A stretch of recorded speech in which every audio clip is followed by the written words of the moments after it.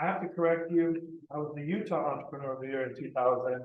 Okay. But in 2008, a group called Marketing Sherpa named me the National Entrepreneur of the Year 8 years later. So that was not Ernst and Young though, but both unexpected and both really appreciated. When you start your life having no plans at all to ever be an entrepreneur, I wanted to be a Russian professor. My dad was a professor. My mom was a teacher, and then all of a sudden you stumble into something, and then you get some recognition. It's really cool. It's really fun to be an entrepreneur.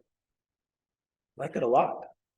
Okay, well, you've obviously done some pretty impressive things so far in your life, and the future looks really bright. Why don't you just give us a little bit of a summary of the beginning and advancement through Ancestry.com? And I'm a user, I really appreciate it.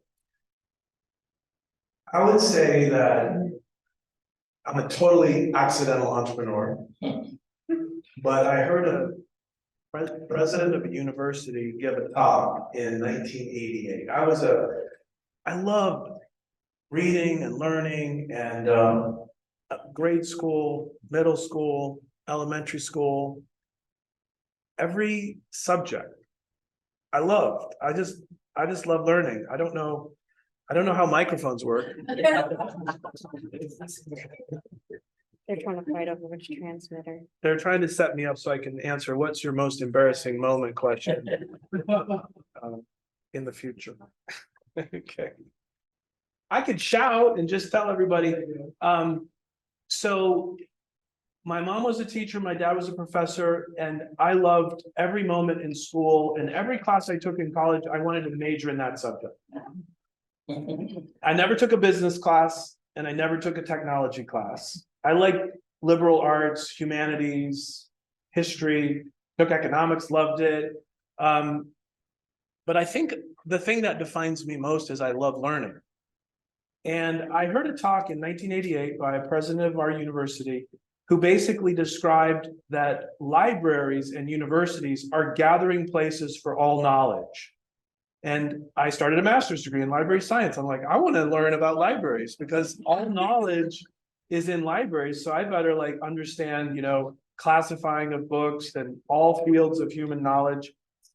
And, but that talk changed my life because my brother had built a search engine technology for floppy disks and then CD-ROMs and then hard drives.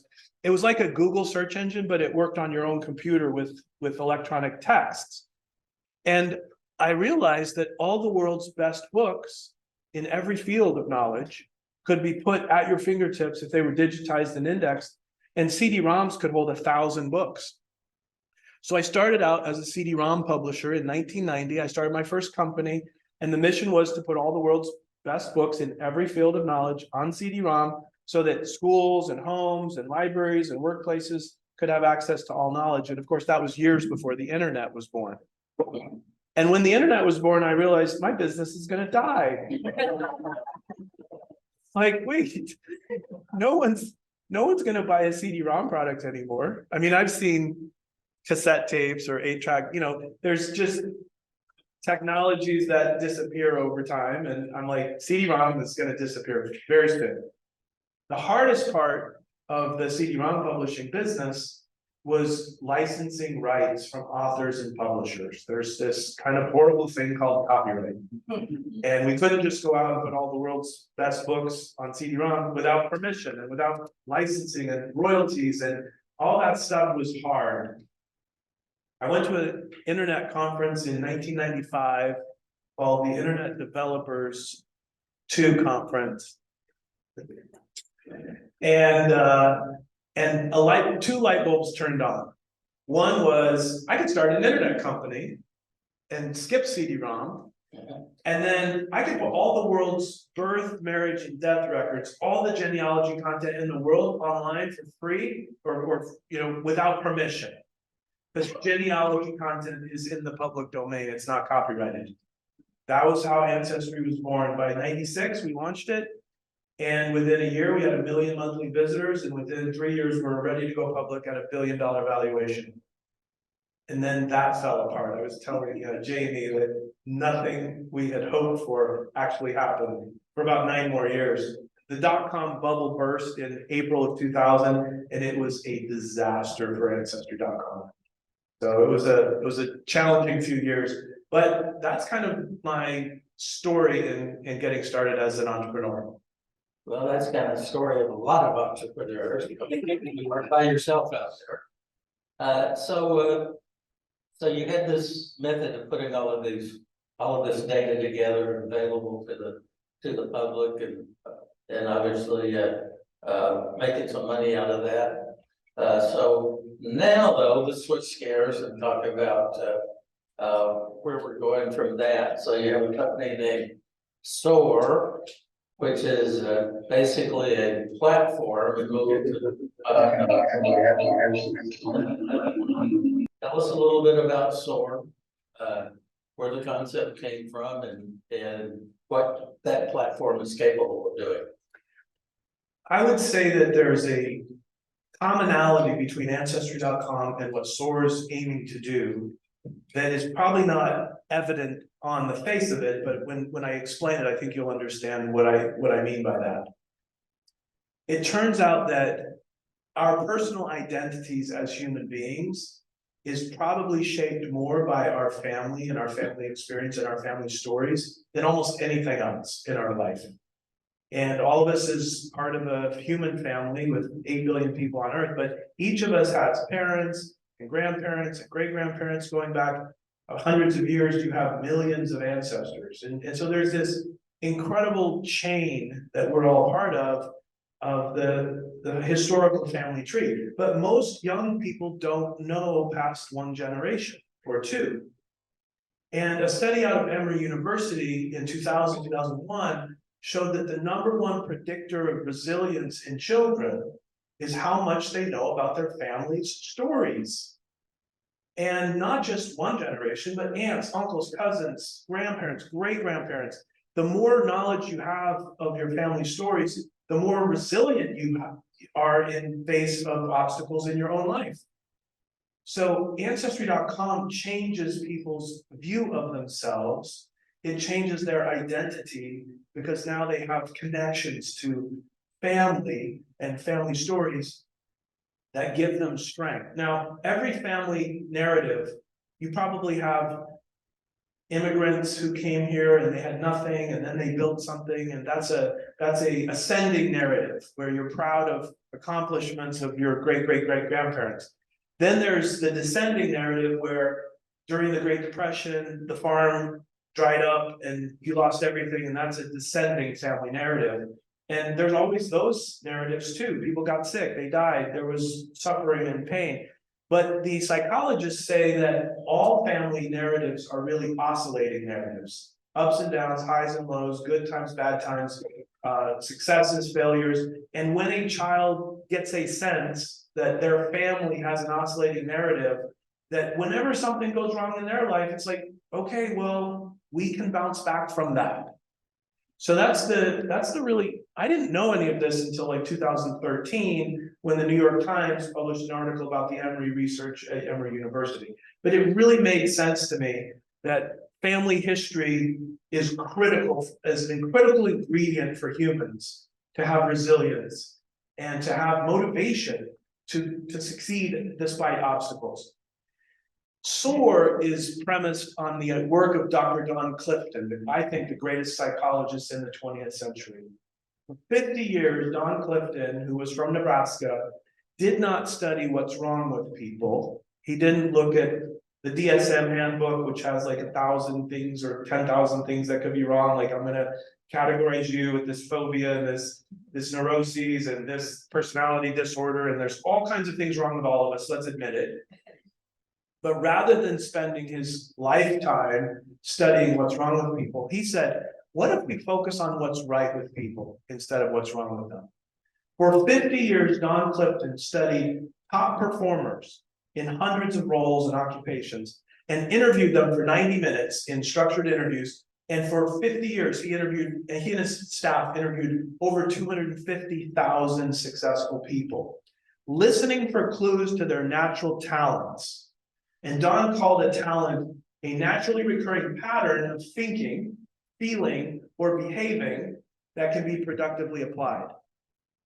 And by 1999, just 4 years before he died, he created an online assessment that's 177 questions. And when you answer those questions, his algorithm will tell you what your top 5 greatest strengths are. And when you take the Strengths Finder assessment, your view of yourself changes. And when if you're a college student and you've taken the assessment and you've had 6 or more conversations with roommates, with parents, with teachers about your strengths, your grade point average goes up significantly. Your likelihood of re-enrolling the next year goes up significantly. Your relationships with others improve because you now view yourself through the lens of what's right with me. And you have words to describe what is right with you. And I think soar.com, an AI platform, can take the work of Don Clifton and the work of Gallup Corporation, which is an 80-year-old amazing company that has helped 29 million people now discover their strengths. And whether a formal partnership with them or whether we're just supporting CAST in what they're doing, our plan is to build AI for every area of life that will help you learn and use your strengths in every aspect of life. Relationships, in your faith community, as a citizen, at work, in health and finance. How you are wired determines what you can do well, what you can do easily, and what you can do successfully. And if we're all failing because we're taking advice from other people, or we're listening to the pundits or the gurus or the talking heads, or we're studying self-help and things just aren't working for us, I think it's because those ideas and that knowledge is not aligned with what you're naturally good at. So the premise of SOAR is that unlocking the potential of 8 billion people starts with having them understand what's right about them, and then finding a way to use their strengths in every part of their life so that they can experience excellence and be rewarded and recognized for great achievement. Don Clifton wanted every human being to experience excellence. And that usually means talent plus lots of hard work and practice to lead to what he called excellence, which is near perfect performance on a recurring basis. Do something really, really well, it's really satisfying. So that's the goal of the SOAR AI platform, is to try to unlock that potential in every person, young, old, everybody around the world, so that humans don't have to be miserable, unhappy, escaping, hate our job, struggle with relationships. Let's actually look at ourselves through that positive lens. Let's look at everyone in our lives through that positive lens, including people that we normally might despise or be disgusted by or not trust. People in different political parties that we might only see the bad, only see the horror and the risk and the fear of like what they might do, but we actually don't even look for anything good about them at all. And Don Clifton's life work shows that it's possible to see other human beings through a positive lens if you look for it. Okay, so that's the platform. Let's talk a little bit about maybe the first applications that you've got out there, and everybody is all interested in learning about Chat GPT and OpenAI and all of those things that the new technology that's kind of amazing. The text data pulls it together and spits it out to you in a way that you can then use it for good or bad. And so let's talk a little bit about one of the applications of Citizens Portal, right? Tell us a little bit about that. Let me ask a question. How many of you feel like you're a good American citizen? Raise your hand. Okay, good. I'm glad you feel that you're a good American citizen. I don't want to cast doubt on that self-identification that you're a good American citizen. I hope that means you vote. I hope that means you vote with good information and little due diligence on the candidates. If I were to ask you, do you know the names of your state representatives and your city council members? Do you know the names? Can you name all of the representatives who represent you at every level of government? It's like 12 people who have been elected by you and your jurisdictions where you live that actually are supposed to represent you in this representative government. In the olden days, when newspapers existed and were read and could afford to send journalists to city, county, state, and federal meetings, citizens were informed very nicely by quality journalism. In Chicago, when President Lincoln ran for president, there were 11 newspapers in Chicago. The Lincoln-Douglas debates were like 4 hours long, and all the newspapers reported them word for word. So citizens were very informed back in those days, and they could sit through a 4-hour debate on the issues. Really different than today, right? TikTok has reduced our attention span to what, 3 seconds? 6 seconds? Okay, so I think a good American citizen is someone who is aware of all of their elected officials and knows their point of view on all the issues that the citizen cares about. Doesn't have to be comprehensive. You don't have to know everything they care about. There's thousands of topics and issues and policies. But for the few things that you care about in your local, in your state, and in your federal government, you should know what's going on. Now, in the era of AI, you've probably seen that YouTube is starting to put transcripts below a lot of the videos, and AI can now transcribe human speech with a 99.8% accuracy. And so the Citizen Portal is our first spin out of SOAR using all the technology that's been developed over the past 5 years. And the Citizen Portal will give citizens access to all the public videos from city, county, state, and federal meetings and school board meetings coming soon, with a transcript of every word spoken by all the people and an email summary for free in your inbox. So if you missed last night's city council meeting, you can get an AI generated email summary with a link to every topic that was discussed. If you click on the link, you get to watch that 2 minutes of the city council meeting. Now, I know C-SPAN is really, really boring. My wife laughs at me every time I watch C-SPAN. I love C-SPAN.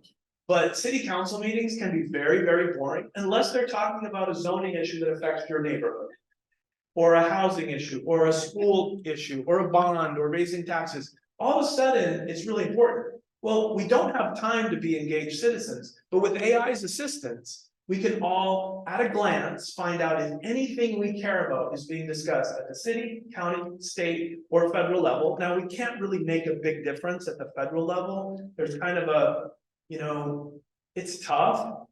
There's a lot of polarization. You got the two-party system that's pretty strong right now. But at your school board meeting, my brother was a witness at a Utah legislature hearing. The Utah legislature had a woman senator who wanted to charge, I think, $65 for felons to have their record expunged so that they could vote, they could get a job. There's tens of thousands of people with a criminal record in that state. I think it's maybe several 100,000 actually. And my brother went up and testified to a hearing that for a lot of people who have a felony record and don't have a job, that $65 might as well be $10,000 because they're not going to be able to pay it. And if they can't pay it to expunge their record, they won't get a job. But if there was no fee for the expungement and they could get a job, they'd start paying taxes. And instead of the $26 million in potential revenue that you could earn by charging $65 to these least able to pay citizens, you've now potentially opened the door for tens of thousands of people to get productive work again and pay taxes. He was the only witness in that hearing that argued against her case, and he won the day. They voted it out because one citizen showed up and said, you have no idea what this means to these 400,000 people with a criminal record. Okay, so long story short, with the help of AI, citizens can become amazingly well informed. By 2024, Citizen Portal will have a voter scorecard.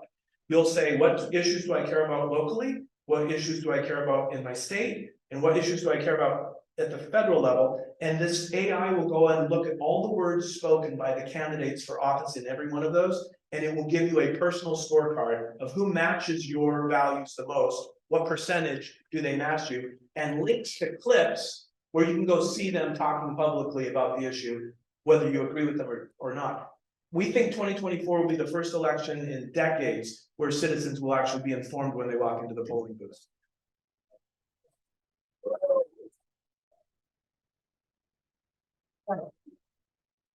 So what if there's an issue that all my friends are talking about, and I'm not too sure where I stand on it? And I need to see multiple visions, multiple people's position on that. The citizen portal is free for your city, county, and state content. If you want nationwide access to find out how that topic is being discussed in Oregon or Colorado or Wisconsin or Texas or any other jurisdiction, you pay a monthly subscription fee of $17.76 a month, of course. And then you can find out how all the cities, all the counties, all the school boards, all the state legislatures are dealing with that topic. The hope is that AI will start to look for positive legislation or programs or policies that lead to increased human well-being, better economic output, better education outcomes, and that over time, the AI will help us correlate good legislation with good outcomes and bad legislation that has poor outcomes and kind of shine a light on what does work and what doesn't work. Now that's in the next few years. We do hope that there will be thousands or tens of thousands of citizen journalists who volunteer to spend time on the citizen portal. We'll give them a free national account if they're willing to go do research on what's the best solution for homelessness. Has any city figured that out? Has any state or county figured that out? What about recidivism? How about high school graduation rates? How about obesity epidemic, medical issues, care for seniors? What cities, counties, and towns and states in our laboratory of democracy have done a really good job with these issues? If citizens powered with this video search tool can go find those examples and then share them and spread them across other jurisdictions, pretty soon legislators and school board members all over the place could embrace those best practices. And the experiments in a democracy that work hopefully will spread to as many places as possible and benefit as many citizens as possible. Okay, well, let's talk a little bit about some of your other potential applications you're working with the SOAR platform. Pick a couple that you're really passionate about and tell us about it. It's like college again. Every course I think about, I'm like, I want to major in that. Every vertical application of AI and video search, I want to do that. I'm very passionate about it. But one of the things that I think, if you haven't used ChatGPT a lot, you're missing out on the biggest advancement in technology in human history, in my opinion. This large language model, this GPT technology, which Google started with the University of Toronto, I think 2017, is the most powerful technology I've seen in my life. And this super intelligence will be able to answer almost any question, write code for you, write music, write poetry, like so much is coming. And you have an opportunity to learn how to ask it questions, how to interact with it, how to prompt it to get amazing output. When the citizen portal adopts a chat interface like GPT, you won't have to learn how to do a query to find a video clip. You'll say, what are the 3 topics that my city council has been talking about the most in the last 3 months? And it will tell you. And who's on what side of that issue? And it will tell you. And, oh, show me the clips, and it will link you to them. So imagine a chat-like interface for the citizen portal. That's going to be a big enhancement. Now, the next portal that's coming very soon is called the Faith Portal. The vision for the Faith Portal is that there are 300,000 congregations in the United States that often meet weekly on Saturday, Sunday, or Friday, depending on the faith. And sermons are being taught, lessons are being taught by hundreds of thousands a week. And members of the faith community, which used to be the majority in the United States that were actively attending church services, it's now kind of declining a bit. But those who do have a faith tradition and sometimes spend 10, 20, or 30 years financially supporting a ministry, a church. It's outreach efforts to feed the hungry and to care for the homeless and to visit the sick and take care of other human beings. They all run on donations and support. And it's possible now to take every sermon and lesson that's being taught and transcribe every word and send an email summary to the people who couldn't make it that week or to the people who did make it that week. And there was a powerful message given that they want to remember. So now you have a personal video archive of your favorite priest or your favorite pastor's sermons over the last few years. Now, I'm a big fan of Dr. Martin Luther King, and I've read many of his sermons. There's a book called Strength to Love that is a powerful book. He didn't really want it published because his sermons were given to be heard, not to be read. And so I've listened to a lot of Dr. King's sermons. The Faith Portal, if we can get permission, will take all the most powerful sermons he ever gave and transcribe every word and allow you to search and say, what did he say about war? What did he say about Vietnam? What did he say about guns? What did he say about nonviolence? What did he say about love and forgiveness? And not only your favorite priest or pastor or rabbi or imam will be able to, you'll have access to their words for the rest of your life. Your AI will then be able to bring those concepts and those stories that had impact on you when you heard them the first time, bring it to your remembrance later when you need it. When you're struggling with something, you're struggling to forgive someone, you're like, hey, Jarvis, tell me why I should forgive my spouse. You know, she's really been a jerk. And maybe messages you heard in church 30 years ago are now brought back to your attention. You're like, yeah, I got to give it up. I got to give up that anger. Got to forgive. Humans are amazing. We're moved all the time by TED Talks, by sermons, by moving messages. And then we forget. We promptly forget.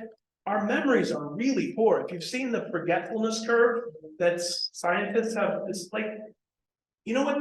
The average high school student, after using a combination lock every day for 3 or 4 years, do you know how long it takes for the average graduate to forget the combination to their locker? 3 days. Because you don't need it anymore. Your brain is like, well, got to move on to fill my brain with something else. How many of you even know phone numbers anymore? Because they're, you know, anyway, my point is humans have great capability to do good, to learn, to grow, to do amazing things, but our memories are so poor. And if your personal AI assistant can know all the faith content that you value the most, and that's just the beginning. Our higher education vertical would be every college lecture you ever heard. You paid a lot of money to go to college. And you had some favorite professors that impacted you a lot. And you really have no idea what they taught you. Today, I have Dr. Stan Taylor, Poli-Sci 200. He taught me about qualitative research and quantitative research, and probably the only professor I ever had that affected my business career in a very powerful way. And I have no idea what words he said about qualitative research and quantitative research and how to do it. But I remember vaguely the concept. I would pay a lot of money to be able to go back to my Poli-Sci 200 and watch those lectures again and say, now that I'm in a job where I need qualitative and quantitative research, what did Dr. Taylor say he did? How was he billing $500 an hour for research for the government? What did he do? What did he know? I would pay a lot of money for that because I trusted him. I was inspired by him, and I want perfect recall of the things that I've learned in my life. And none of us has that yet. But AI has the potential to, you know, we don't want to be like the Truman Show where we're all, you know, on camera all the time and like performing for the, like, or yeah, I don't know. This is a slippery slope. I'm very aware of that. But I also think that AI has the potential to help us all in our lives to navigate difficult choices, to make good decisions, to learn and grow, to meet the people that we need to meet to further our goals. I think it has potential to impact us in so many positive ways if we can avoid the negatives and work around the negatives. And that's the big debate in the world today. Elon Musk versus Sam Altman, Google versus Apple versus Amazon versus OpenAI. And but the world will never be the same. The large language model, when ChatGPT was announced at the end of November, and when ChatGPT version 4 came out just of March the 14th, you guys, it's this super intelligence that's arrived, and we got to figure out how to deal with it. One more AI vertical. The founder platform. So citizen portal, faith portal, family portal, we'll get your family history AI-ified so that when you need a little resilience or a great story from your great-great-grandmother's life, that it will help you find things. We don't think of our AI as much as a creative writer making stuff up and hallucinating, which a lot of the AI does. We view our AI more as an expert librarian to bring to your attention the stuff you really value and trust, but you forgot about it. So think of AI as potentially a fantastic personal librarian, not just a conversational chatbot.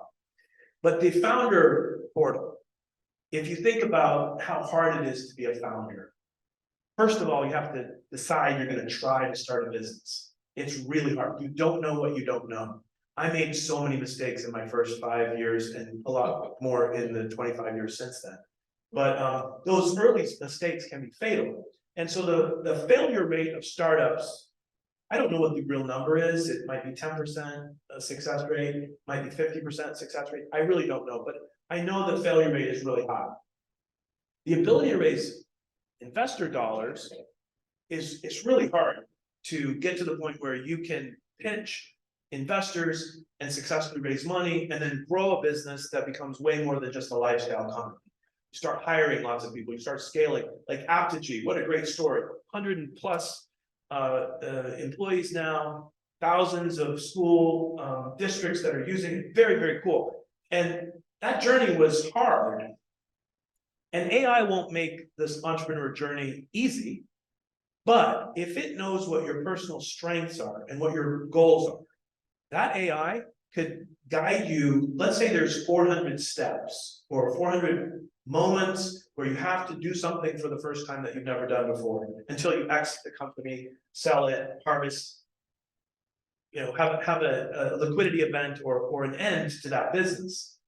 And let's say there's about 400 things along the way. What if AI, which is the super intelligence, has read and studied the stories of hundreds of thousands of other founders and what they did that worked, what they did that didn't work? And what if it knows your strengths and the tactics or the approaches that will most likely resonate with you and play to your strengths?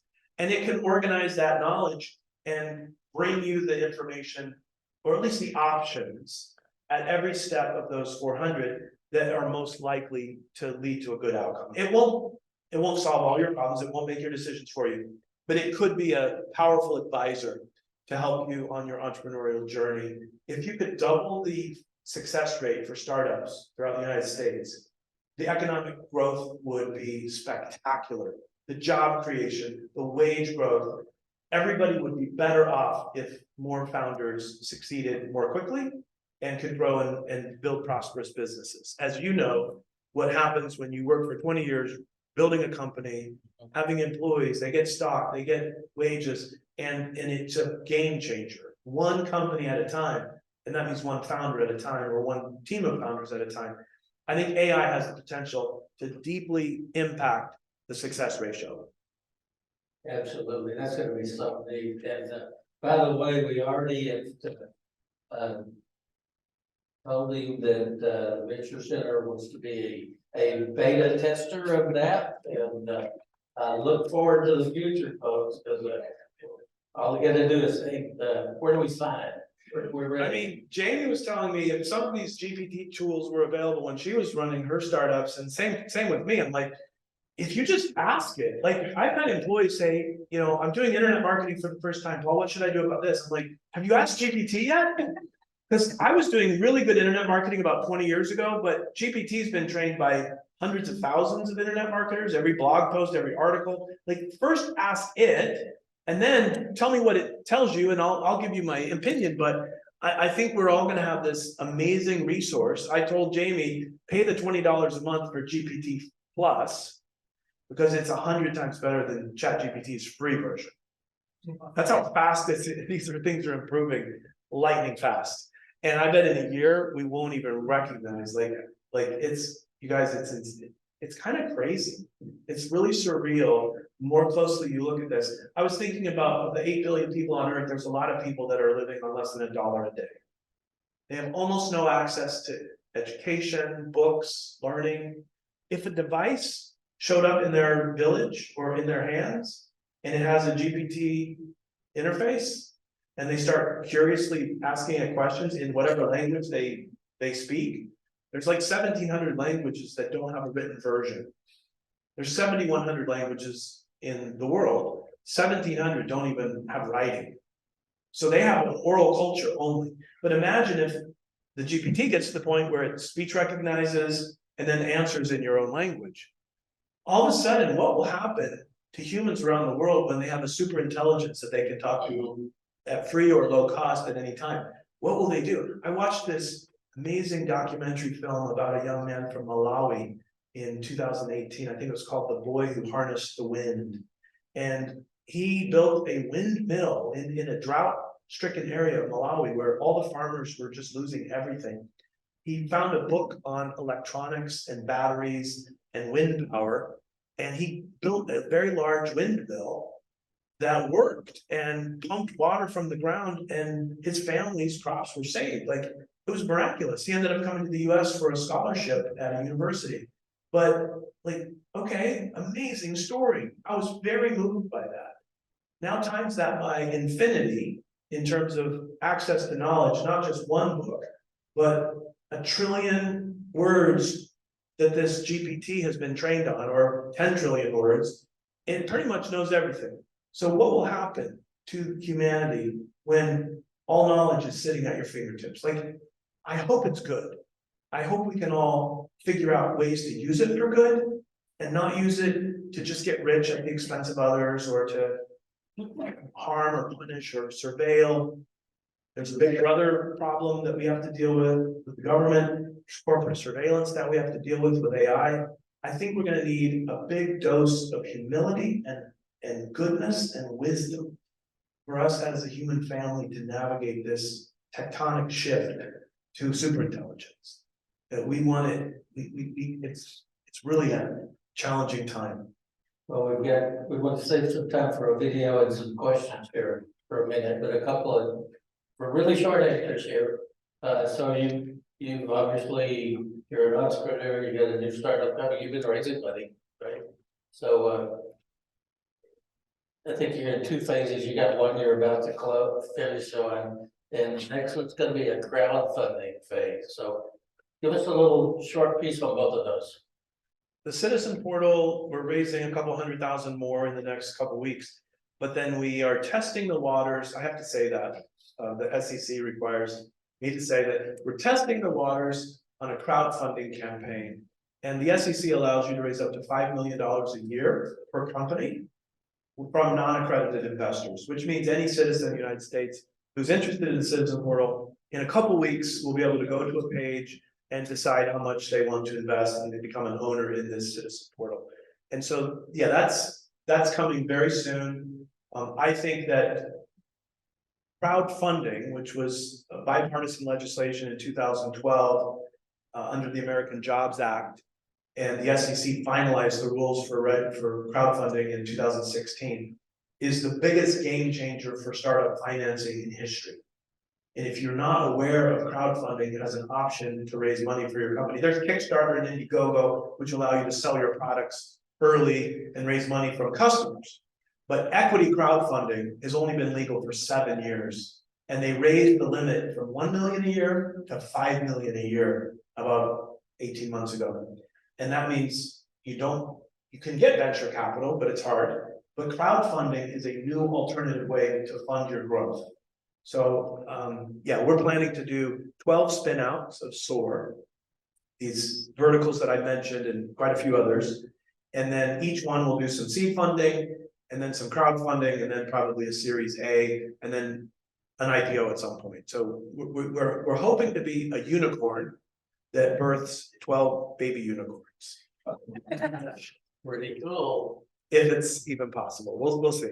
So let's take some questions, and what we want you to do is put your hand up and we'll get a mic to you so that it will, get on the recording of your question. Who has a question? Yeah. We don't have, he's got the mic, so just talk loud, please, and repeat the question. Okay, research is being done to combat the tsunami of misinformation, these AI offerings? So the question is, what kind of research has been done to combat, the misinformation that's out there? Like these skewing results and things like that. Yeah, Google was slow to release its own large language model because it does hallucinate. Computer scientists say that when it makes up words and they all sound plausible because these large language models are masters of language. They know every word that can come before a word and every word that can come after a word. So they can string together all kinds of words and phrases, sentences and paragraphs and essays, and they're hallucinating a lot of the time. That's why Google didn't launch its Bard or its Lambda, because they were worried about that. But OpenAI, this new competitor with the alliance with Microsoft, didn't have much reputation to lose. They're not the search engine that everyone in the world uses to find information, and so they didn't have a lot to risk. So they launched ChatGPT, and it way outperformed everybody's expectations. 100 million people tried it in the first 60 days. It's the fastest adopted technology in history. Now that everyone realizes how much hallucination happens with these probabilistic language models, it doesn't know the truth. It doesn't know facts. So Elon Musk is now announcing that he's going to launch his own large language model called Truth GPT, I think is what he's going to call it. And that he's going to try to find a model that truly understands truth or the universe or facts or knowledge. And I don't think that's very possible, honestly. I don't think the large language models tend to know what the truth is. What we're trying to do is combine computer-generated language in a chat format, which is plausible and sounds real, with a search engine that actually indexes what real humans have said and written, and it's a librarian that knows all the things that people have published. Now, if someone gives a sermon or gives a lecture, it doesn't mean that what they said was true. But if we can tell you that a human said that, and that human has a biography and a background and a worldview, and you can analyze whether they're probably telling the truth or not. I mean, we all have to deal with our own discernment of what is true and what is not true. Who's trustworthy? Who's not trustworthy? Who clearly has a pattern of lying? And who has a pattern of really seeking the truth, even if it's not in their own financial best interest? So I think a ton of research is being done. I'm not super optimistic about a Truth GPT. I'm hopeful that humans will become very critical thinkers.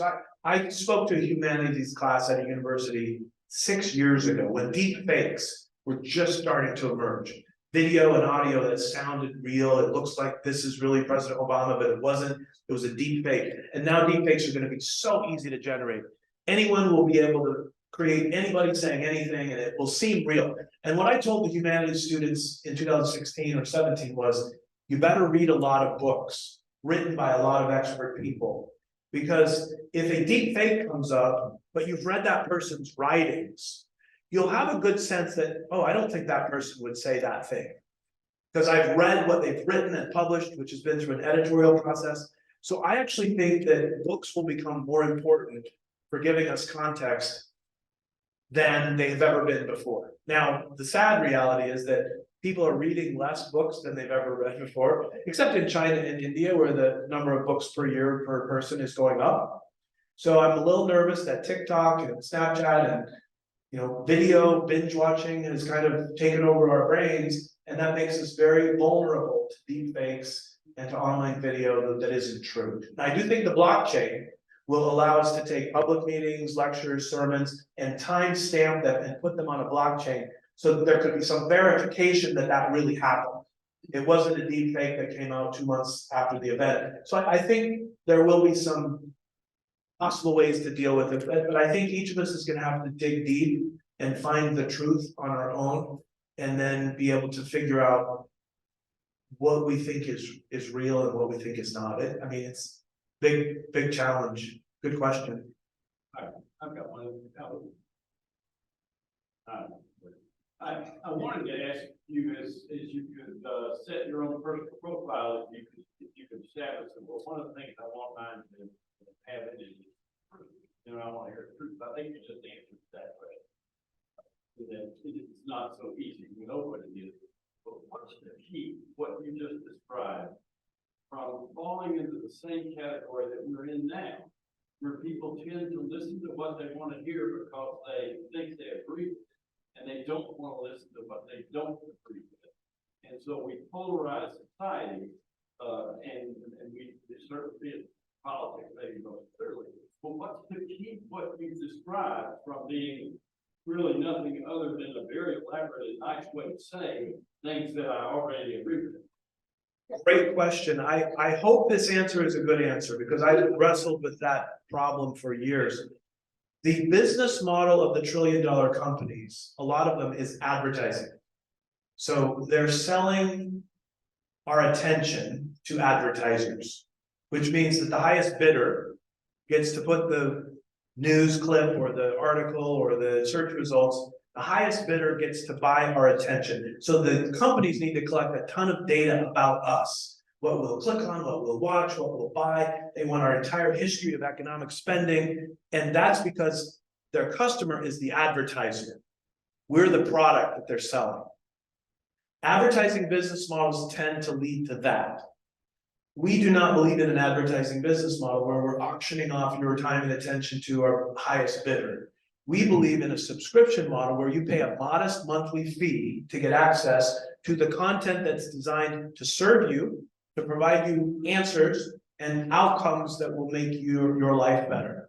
And so we hope that a corporate structure and a business model that is aimed at serving you as our customer and providing the AI that you design and giving you transparency and choice in what content you get and what content you don't get, so that you have some agency. So there, you could have that echo chamber effect and reinforcement. But on Citizen Portal, for example, there is a nonprofit in DC that we're partnering with, and what they do is they take the best arguments in favor of a policy and the best arguments against the policy, and they present it as a cohesive whole.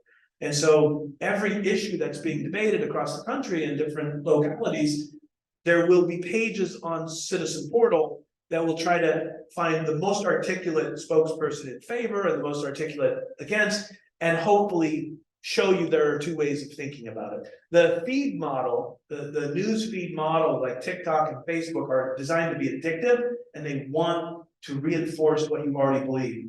Those are dangerous. So both the feed model and the advertising model have caused the calamity that you're pointing out.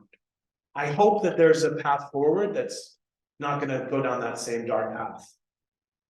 I think it's pretty special that there is a thought process for going forward and dealing with that. So, A little off topic, the magnitude of this latest change is overwhelming, the amount of data. What's the backbone of this? Is quantum, quantum is still kind of over in the shadows. Is that what they're going to build this off of? I mean, I can imagine the data dump that's coming. How does that figure into this? I mean, quantum computing is so beyond my capacity to understand it, but what I've read about it is like, oh my gosh, you'll have a million times faster or better model than this AI. So, I mean, I don't know. I don't know where the world will be when quantum computing combined with AI allows computers to do, Good magic now. yeah, it's hard to imagine how much faster or how deep we're going to really get into all these areas you're talking. yeah. So I didn't say this early on, but if you ask me, who am I as a person? I'm a person of faith, and when I was a kid, I tried to memorize 1,000 verses of scripture. And I take great comfort in a lot of scripture that is very relevant to our time in talking about, what will happen in the last days. And so I take hope and faith and comfort from my belief in a creator who loves all of his children and is not abandoning the world, the universe. And that when we wrestle with tools like this and we try to apply them for good and not for bad, I think there will be aid given to people that are, trying to do good things. And I hope there will be barriers erected to people that, try to destroy humanity, whether it's nuclear power, biochemical warfare, autonomous lethal weapons, which are very, very scary. Imagine autonomous lethal weapons powered by AI and quantum computing. Like, humanity's already had the ability to destroy itself for some time, and it hasn't destroyed itself yet. And my faith is, and my hope is that it never will, but that there will be a reprieve at some point where we're saved from killing ourselves. Yes. So a couple of times you mentioned the library, the AI playing the role of the library. But there's also a lot of things in technology that allow us to provide guidelines. Is AI, would it be beneficial to guide us through maturity models and stuff like that, whether it's an organization or an individual? Today's Wednesday, right? My engineers have created an email that I'm gonna get on Friday at 5 p.m. And I've told my employees, about 30 employees, they're all doing Zoom calls all the time. All of our Zoom calls are recorded and transcribed, and everyone gets a summary of their meetings. They know that the CEO is about to get an email prompted by GPT-4 that takes all the most important things that were discussed in all the meetings this week and give a CEO report to me. And our goal is to help me be aware of every good thing that every employee in my company did this week that I did not know about. Every successful call they had, how they handled a concern with a customer, their sales, 5 good things that each person did. And then maybe one opportunity for me to coach my employee on how they could do better next week. But not 10 things that I'm looking for so I can fire someone or punish them. So I think that organizational maturity models could be built into this system. I think that corporations, you probably know this, but you might not, they already own all the emails and Slacks and digital communications. They already own it legally, and they can do anything they want with it. And I think that's overreach, but that's the reality that we live in. The AI is going to get so powerful to help leaders and managers in assessing culture. Instead of a once-a-year survey of how our employees are engaged, you'll have 7,000 words spoken by every employee every day, recorded, transcribed, and AI can detect if there's a well-being issue, if there's need for if there's a burnout issue, you need to give them some time off. Maybe there's need for therapy or coaching. I think AI could be really super powerful in a good way. It could also do it in a horrible way. And so I'm not super familiar with corporate maturity models because I'm a startup guy, and so I haven't got to the point where, beyond 100 or 200 employees. But I like what you're asking about, and I think AI will do our bidding. If we want it to help us find all the good things that our employees are doing, and we give them kudos and recognition 5 times more than we do right now, that would be an amazingly good thing. And then occasionally coach them or nudge them or give them an opportunity to learn and grow, but in a very kind and caring way, not in a profits above people kind of mentality. Yeah.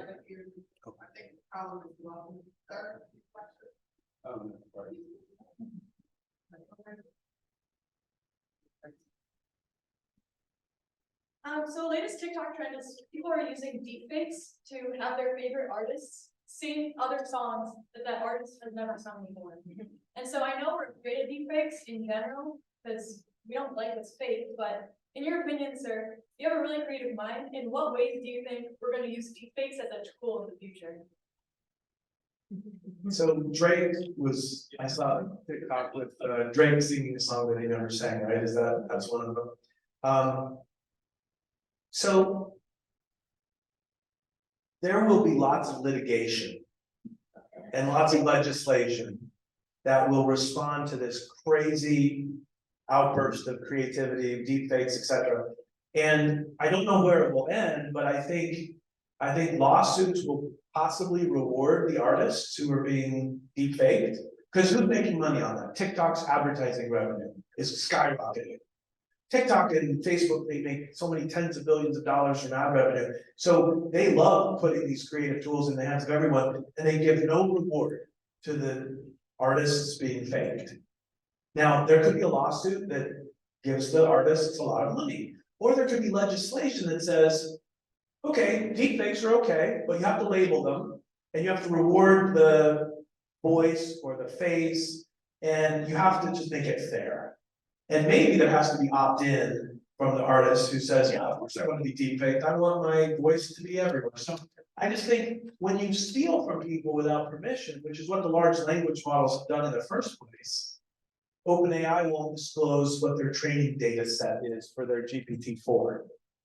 Because if they disclose that they scanned all the books and read copyrighted material or whatever, then there's going to be a lawsuit. So they're not disclosing their training data set. But there will be legislation, there will be litigation. And I hope that society can come up with a outcome that says, you know, creativity is really fun, and you can either do it on your own, or if you do it and share it broadly, and somebody makes a lot of revenue on it, including you, it has to be paid out. Royalties, I don't know. It's a good question, because, you know, there's a lot of fun things that are possible for the first time that have never been possible before. So I'm glad that you have an enthusiasm for that, but it's not fair. There ought to be rewards given to the people that are used, and when there's abuse, there should be penalties for abuse as well. So that's why we need to be good citizen portal users, because our legislators have to deal with this stuff, and they don't know what to do either. So in our democracy laboratories, somebody's going to figure out a pretty good approach, and that should be spread to others. And then somebody's going to figure out an awful approach that harms creativity, and let's avoid that. So it's like in self-government, there have to be a lot of selves involved in deciding what government is. It should never be imposed on us, but that's what the beauty of democracy is. We get to decide that issue together in the coming years. Yeah. So earlier, the discussion of, you know, we all got cell phones in the late 90s, early 2000s. We stopped remembering phone numbers. We didn't use that part of our brain anymore. So now we know, most of us don't know anyone's phone. I can still remember the landline phone numbers I had back in high school. So as we start using things like ChatGPT or the platforms that you're talking about coming out with, do you see a risk in us as humans not using those parts of our brains, not thinking for ourselves as much anymore, maybe not being as creative anymore, because we've got something else doing it for us the same way we stop remembering phone numbers? It's a very good question. I saw someone experiment with GPT to make every decision that day. They just outsourced every decision. They would ask it and do whatever, go to whatever restaurant they told it or talk to whoever. And yeah, you can outsource your life to an AI that basically, you know, tells you everything. I think that a healthy AI will respect the need for unplugging. If you think about mental health and depression, stress, anxiety, loneliness, there's a great book from 2018 or 19 called Lost Connections by Johann Hari. And he traveled the world. He was on prescription medication for depression for 14 years since he was a teenager. And it wasn't helping that much. On the Hamilton Depression Scale, which I think goes from 1 to 59, medication usually drops your depression by about 1.8 points. A good night's sleep consistently will drop your depression by 6 points. So medication can help in some circumstances, but for the most part, it's overprescribed. And what Johann did is he traveled the world finding all the places where they had experimented with solving depression in creative ways. Gardening in Germany, animal raising in Bolivia or something, meaningful work friendships. There are ways to treat depression, the underlying cause of depression.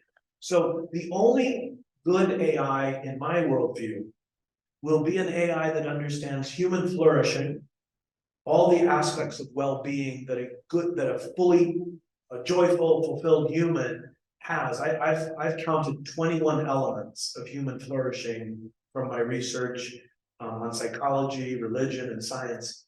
And I think a good AI will be really respectful that you need a week off. You need downtime. You need to reconnect with people, with places, with memories, and that it's not healthy for it to just take over. And so I hope that together we can design systems that are helpful when we need them and they leave us alone when we don't. And in that case, maybe your brain won't atrophy in all those ways because you'll only be relying on it during work hours or during certain parts of your life. And then the rest of the time we'll live more of a natural existence. I don't know. I think virtual reality combined with AI is really scary. Because I think the ability to even lose touch with reality goes way up when you're in an immersive VR environment. And I don't think Mark Zuckerberg's metaverse should ever succeed because he already is willing to sell our time and attention for money. And imagine if he has 1,000 times more data points about what we're feeling and how we're feeling and what we're looking at in a metaverse. I mean, that's a very scary proposition.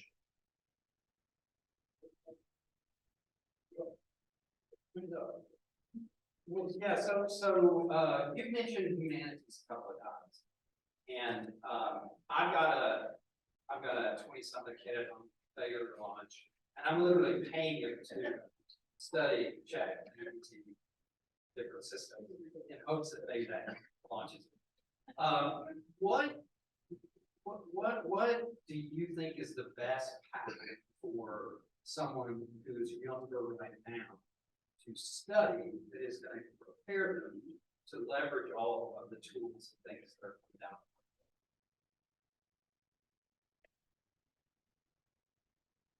Anytime a new technology emerges, there's these early adopters and they get more repetitions more quickly. And then they connect with other people that are doing the same thing and they just get a huge head start.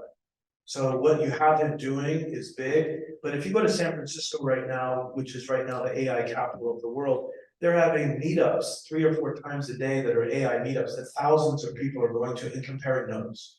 So the fact that I don't live in Silicon Valley right now is a huge disadvantage in one sense. But in the other sense, it's a big advantage to live in Midwest, which is a place of faith and family and farming and community caring, where people are real and they're not caught up in just Wall Street shenanigans or Silicon Valley take over the world, type things. So I would say if a young person that I cared about, I would totally encourage them to get as many reps, to do as many tests and buy all the subscriptions and try them out, get as many reps as possible. But if you're not grounded in, I would say, humanities, literature, history, scripture, you might end up aiming at the wrong thing, which is maximizing money or power or control without recognizing that, hey, that's not going to buy you happiness in the end.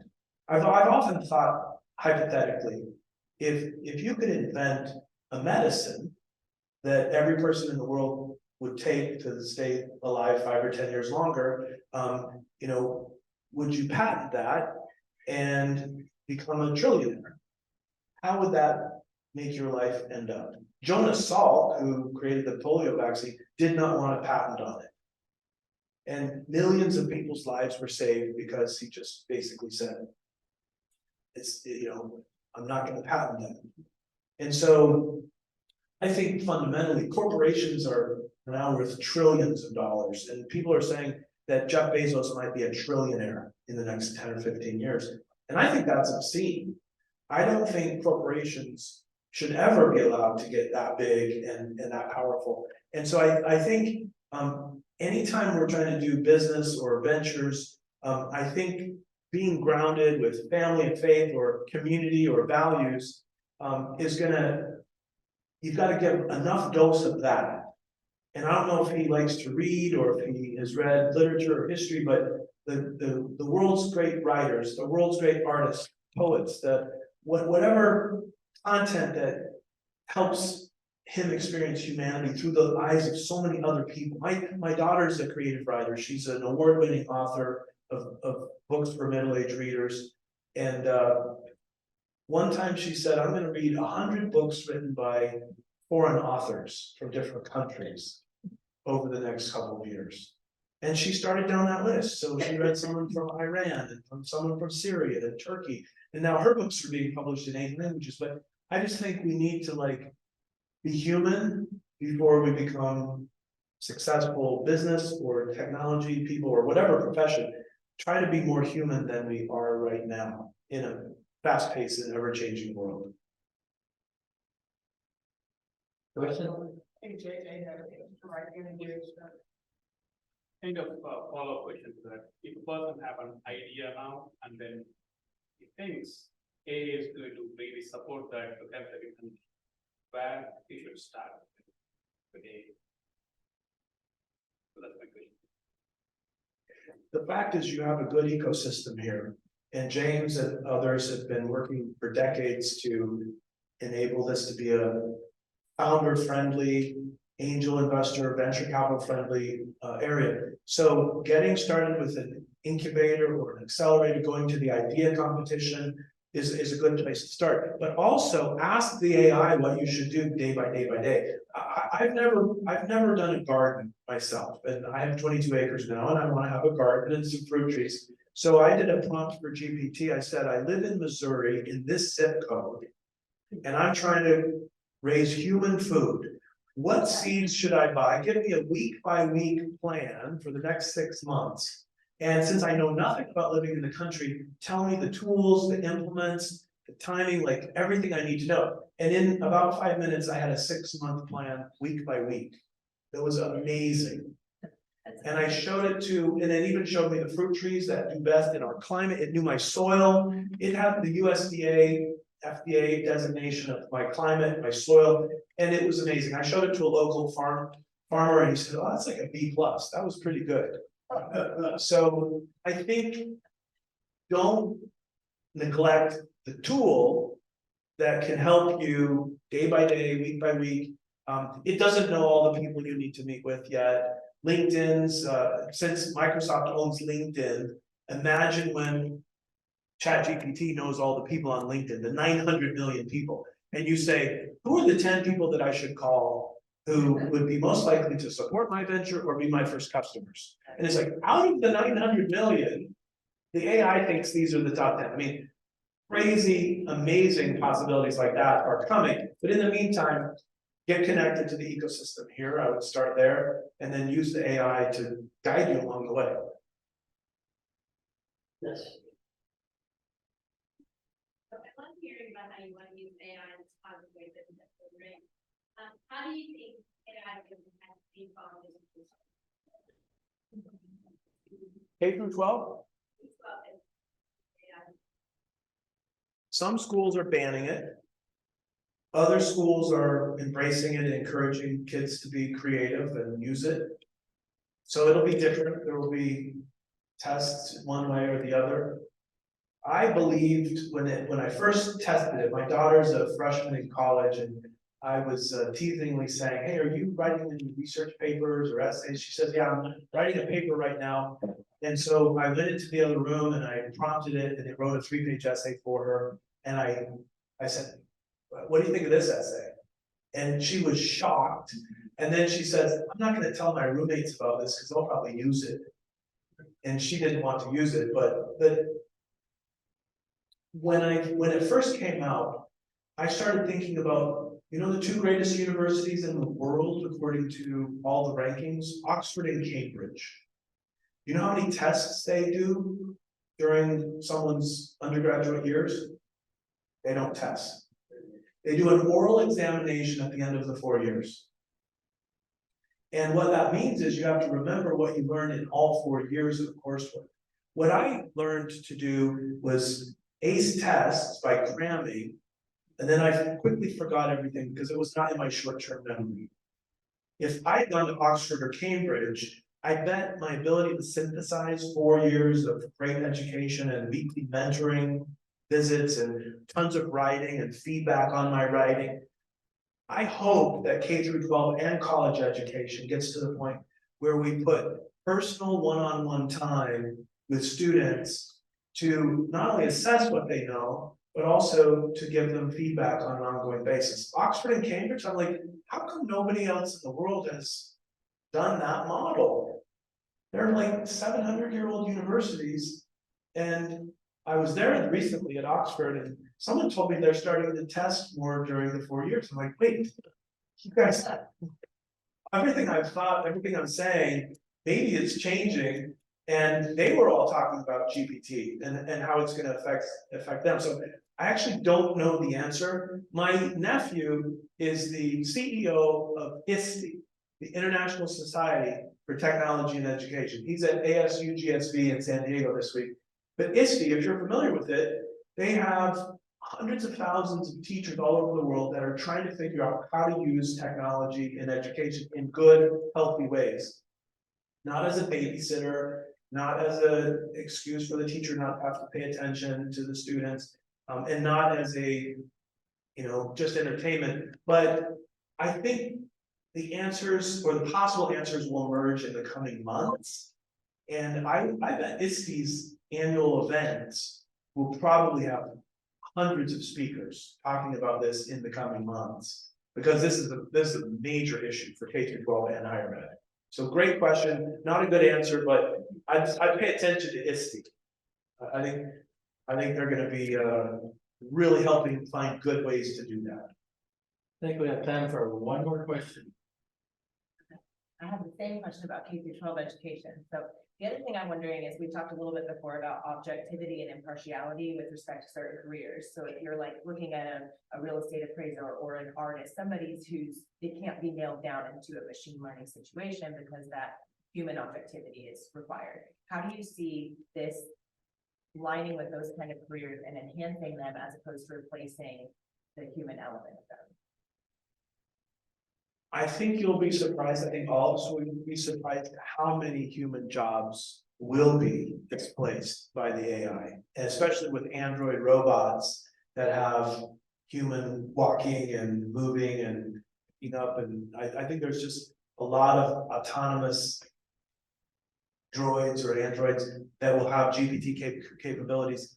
And so, restaurants that have kiosks and have robots that make the hamburgers, I mean, all those things are coming, and there will be batches of that, and then there will be companies that resist and say, well, we offer a more human experience. And so society will experiment with one or the other.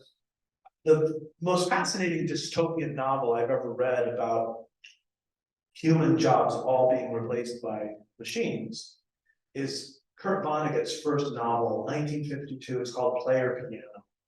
Think of the metaphor. A player piano plays itself, it doesn't need a pianist. And he imagined a world after working at GE for 6 years in a factory with machines and, all kinds of manufacturing going on. He imagined, what if all the factory workers were replaced by machines someday? So he wrote this book. It's a fantastic book. But I believe that the most amazing creation in all of the universe is every human being. And our soul and our brain and our body and the capacity we have to learn and to love is unsurpassed and will never be surpassed by a machine or an artificial intelligence. So I think that by understanding our uniqueness and our supreme role in existence, that we can navigate whatever disruptions, whatever changes, that if we focus on learning and loving and caring, there will always be an amazing role for humans that will never be filled by a machine. But I think many of the jobs you mentioned will be obsolete. So we're gonna have to be very creative as a human family to figure out how do we use this in positive ways. I think economically that the abundance that's now available, since knowledge unlocks economic opportunity, the chance for the GDP of the world to double or triple in the next 10 years is going to be higher than ever before. The problem is Is a few people at the top gonna hoard all that wealth? Will there be more of an extraction economy than ever before? Will the AI gatekeepers control who gets to use what and when, and therefore have unprecedented power to disrupt our jobs and to extract wealth from us? Or collectively, could we own these things or build a system that is beneficial to all humans? An inclusive economic engine powered by AI. So I'm hoping for that, and not for the concentration of power in the hands of a few, but I think we've already been surprised by how many types of jobs, lawyers, radiologists, doctors, the GPT can pass the bar and it can pass the medical board's exams for most doctors in most states. So it's already that smart, and that's without quantum. So I watched Space Odyssey the other night for the first time on a plane. And, you know, my daughter showed me the Star Trek episode where Data was being grumbled over whether he had rights or whether someone could take him apart and shut him down. Did he have human rights because he's an android? So science fiction has kind of led the way, I think, in how we're gonna face these challenges, but I'm an optimist. I have faith that humanity will emerge victorious and triumphant, and that the abundance that's now in front of us can be spread to so many people who are right now miserable and suffering. I think with the power of AI and a good use of it, that we can go help people overcome a lot of the problems of today's world. Now, I could be completely wrong, and maybe the world will end faster than ever before, but I'm rooting for let's use this for good.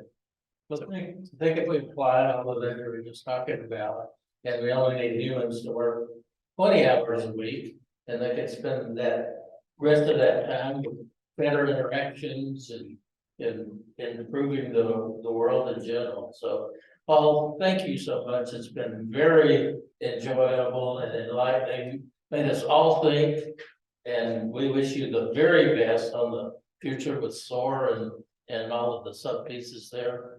Thank you so much, and I'm going to turn it back over to Ben.